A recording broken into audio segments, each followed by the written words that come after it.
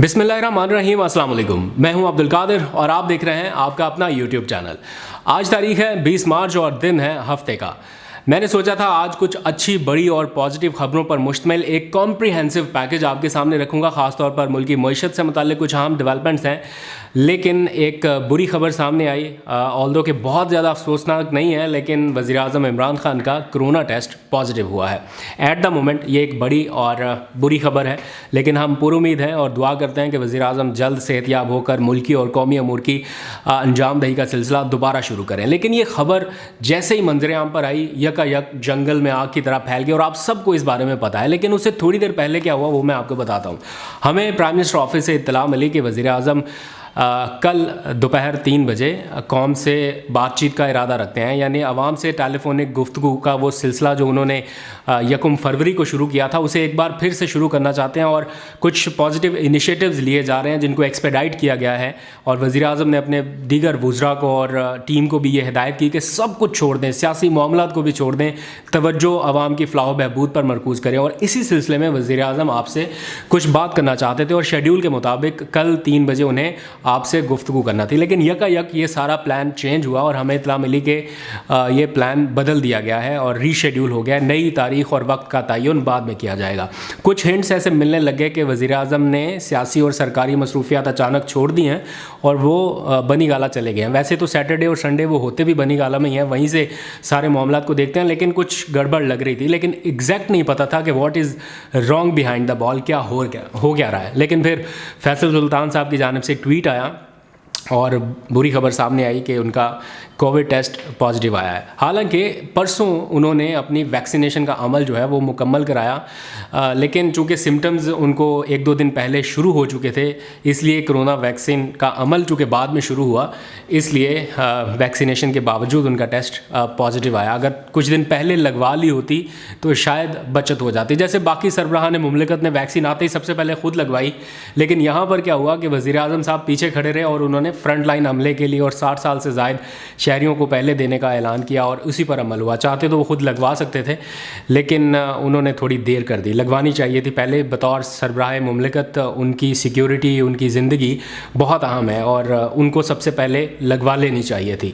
लेकिन चूँकि उनका अपना फ़ैसला था और फिर थोड़ा ताख़ीर हुई। इसमें वैक्सीनेशन का कोई कसूर नहीं है। और ये ना हो कि लोग अब डर के वैक्सीनेशन ही ना कराएं कि वैक्सीनेशन के बावजूद कोरोना हो जाता है। एक्चुअली उनको सिम्टम्स पहले नज़र आ चुके थे, मालूम हो गया था, और इसी के पेश नज़र उन्होंने फिर वैक्सीन कराई और फिर अपना टेस्ट कराया, जिसकी रिपोर्ट उन्हें कुछ देर पहले मौसूल हुई।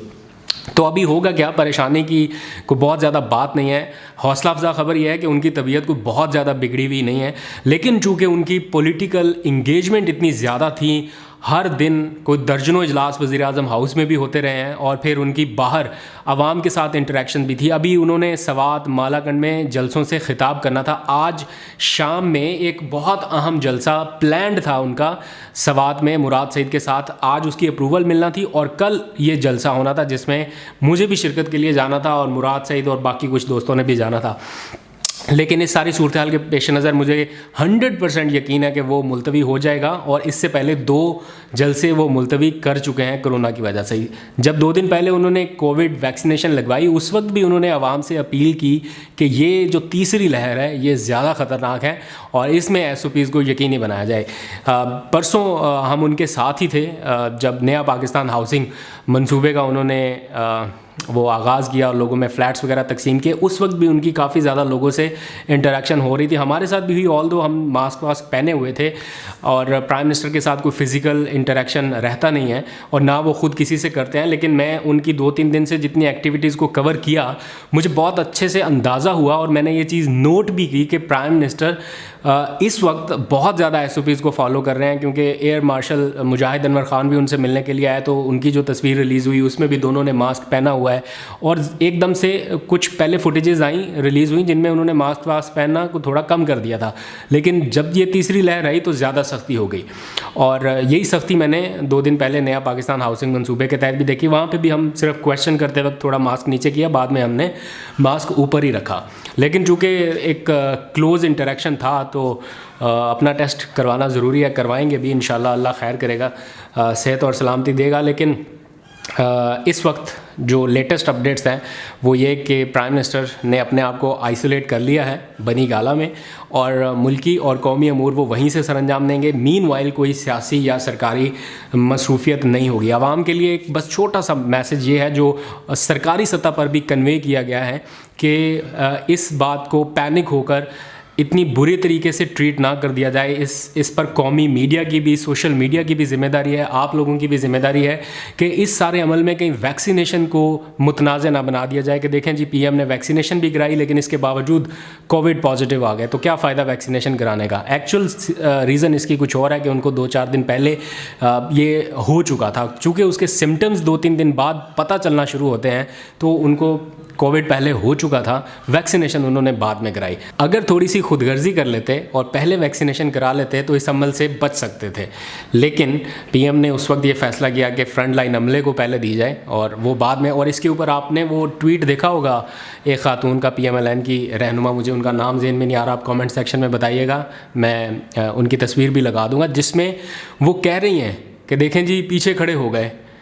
अगर बाकी सरबराहान जो हैं वो फ्रंट लाइन पे आके कोविड टेस्ट करा रहे हैं और ये जनाब डर के पीछे खड़े हो गए। वो डर नहीं था, अगर डर होता तो वो सीट पर बैठ के पहले ख़ुद वैक्सीनेशन कराते।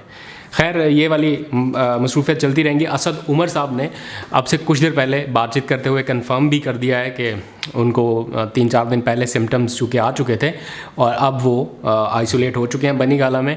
और ये जो तीसरी लहर है ये सबसे ज़्यादा ख़तरनाक है। इससे पहले जितने स्पाइक आई है 2 लहरों में वो इतनी ज़्यादा नहीं थी और इतना ज़्यादा अटैक नहीं था। इस्लामाबाद इस वक्त रेड अलर्ट पे है, यहाँ पर लॉकडाउन किया जा रहा है इस वक्त। आज के दिन मैं आपसे बात कर रहा हूँ तो इस्लामाबाद में लॉकडाउन है, यहाँ पे मार्केट्स बंद हैं, यहाँ पे कुछ भी नहीं है और सबसे ज़्यादा केसेस रिपोर्ट हो रहे हैं। ऑल दो कि हम SOPs को फॉलो कर रहे हैं। इस वक्त मैं कमरे में अकेला हूँ तो कोई ज़रूरत नहीं है, अदरवाइज़ इसको स्ट्रिक्ट फॉलो किया जा रहा है। हमारे ऑफिस में जो मशीन लगाई गई हैं बायोमेट्रिक अटेंडेंस वाली, उनको बंद किया गया है और भी बहुत सारी चीज़ें कर दी गई हैं।